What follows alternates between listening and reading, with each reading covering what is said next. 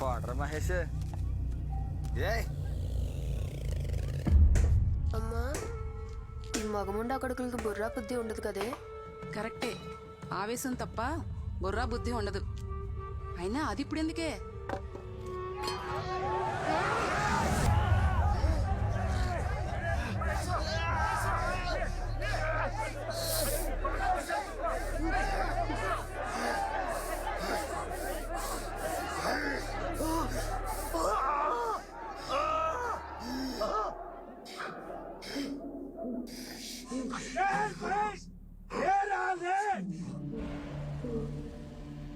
శవానికి మాత్రమే నొప్పి కలగదు, ప్రాణం ఉంటే నొప్పి ఉంటుంది. ప్రాణం ఉందిగా, లే.